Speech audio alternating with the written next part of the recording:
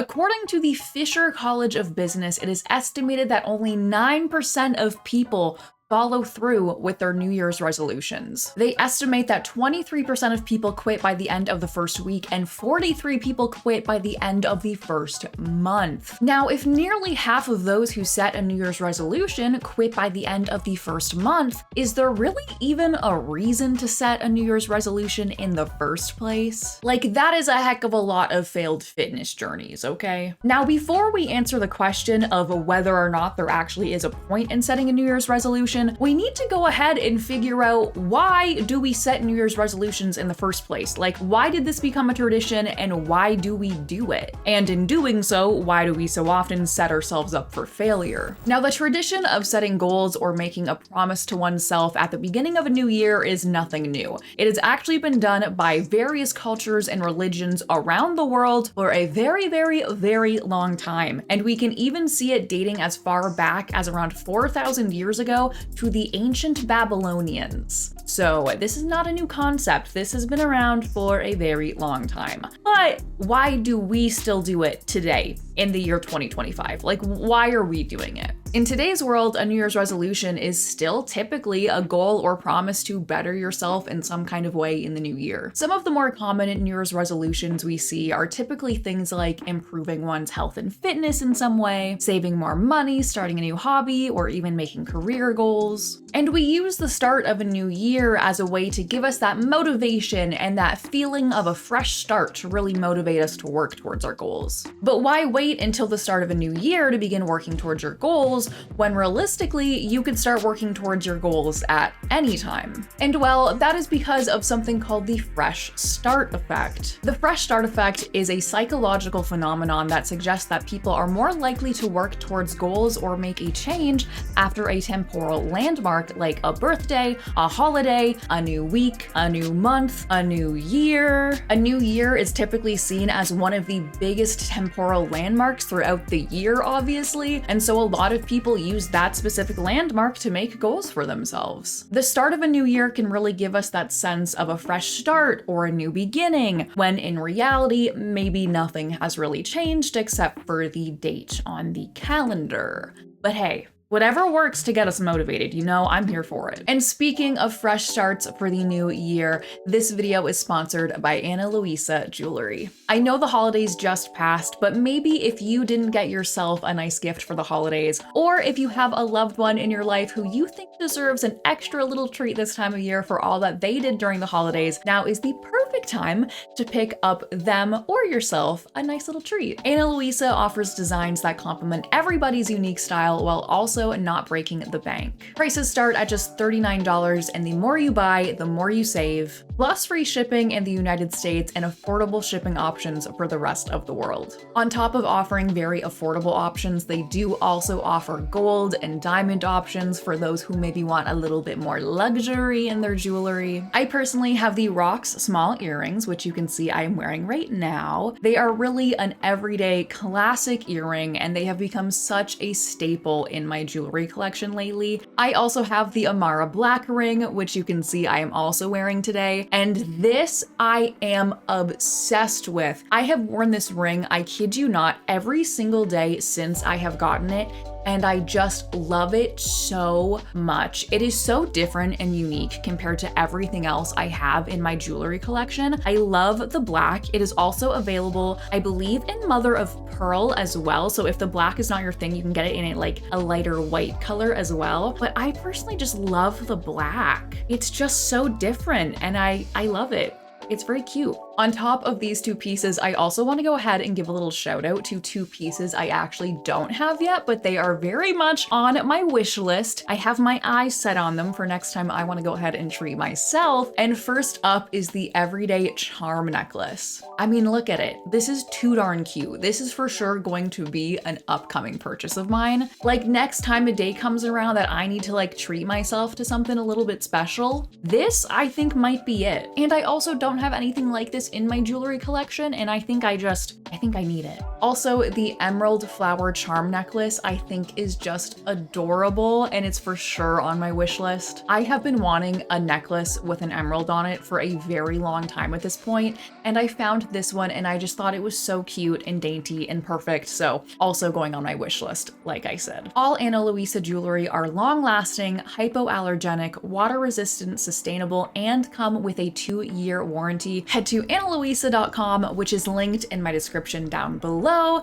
and check out their New Year's sale and go ahead and find something for yourself or a loved one to start the new year off right with a nice little treat. Big thank you to Ana Luisa for sponsoring today's video, and let's go ahead and get back to talking about our 2025 New Year's resolutions. Now, if the fresh start effect gives us the motivation to really start working towards our goals after a time period like the new year, why do so many people fail these goals and give up? I personally think there are 2 main reasons for why so many people fail their goals, and the first one being is that a lot of people's goals are just too generic, and therefore, if it's too generic, it's hard to track and gauge your success on that goal, and so it makes it easy to just kind of forget about it. For example, if your goal is to be healthier and be more active, while that is, in theory, a really good goal for someone to have, in practice, that's really kind of hard to track, and therefore it's hard to see if you are actually working towards that goal or if it's not really going so well. I think one of the other big reasons is that for a lot of people, if they end up skipping the activities they need to do to work towards this specific goal of theirs, whatever it may be, if they skip it for a day or for a week or for however long, a lot of people just look at that as a failure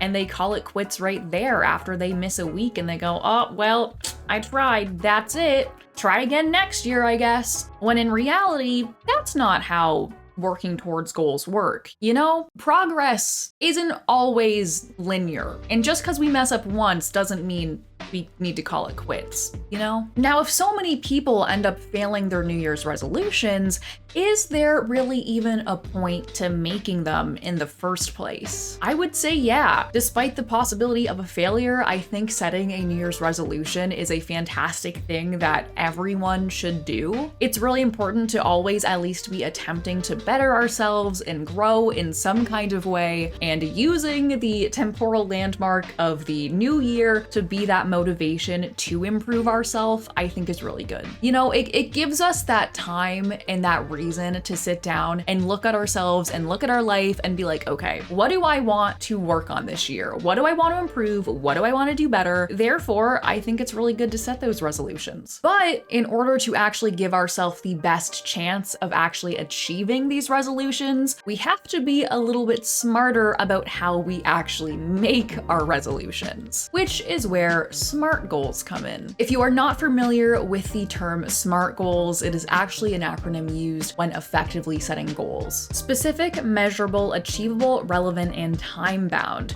These are all factors we really need to take into consideration when making and setting goals for ourselves. Specific, as I mentioned earlier, is very important when it comes to setting goals. If the goal you want to set is not specific, it makes it really hard to track it and gauge your success of hitting your goal. Measurable is pretty self-explanatory. Can you actually measure your progress towards your goal and therefore actually measure how close you are to hitting your goal?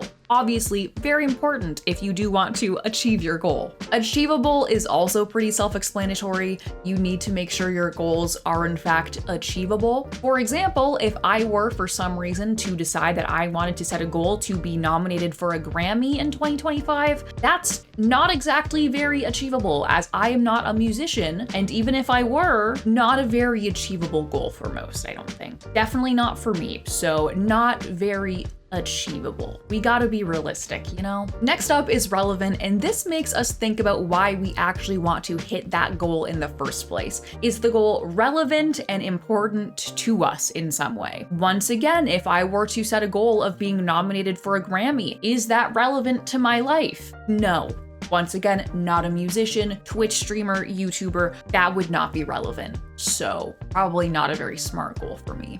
you know? And finally, time bound. Having a deadline or milestones to reach within a certain period of time. This can really help us keep track and actually stay on top of our goals. If we don't actually set a timeline for our goals, it's really easy to go, oh, well, I'll just start working on that tomorrow or next week or the week after that. And then before you know it, the goal keeps getting pushed farther and farther away. And therefore it makes it harder and harder to actually achieve that goal. But if we set a time limit on it, it makes us actually work towards it because we have a time limit to get it done by. So SMART goals are not only incredibly important for our New Year resolutions, but they're also really important just for any goal we ever want to set for ourselves. And I highly recommend using them. I think the next important step for actually achieving our goals is to continuously be checking in and monitoring our own progress on hitting those goals. I think a lot of people set their goals, work towards them for a while, and then just eventually stop thinking about them because other things in life takes priority over them, which makes a ton of sense. Our goals aren't always going to be the most important things in our life. Sometimes other things are going to pop up that need our full attention and our priority for a little bit. But that makes it even more important to make sure that we every now and then come back and have some time to just think about our goals and what we have done to achieve them so far and how close we are to achieving them. Because without taking that time to monitor our progress, like I said, the goal can just kind of slip away and become forgotten,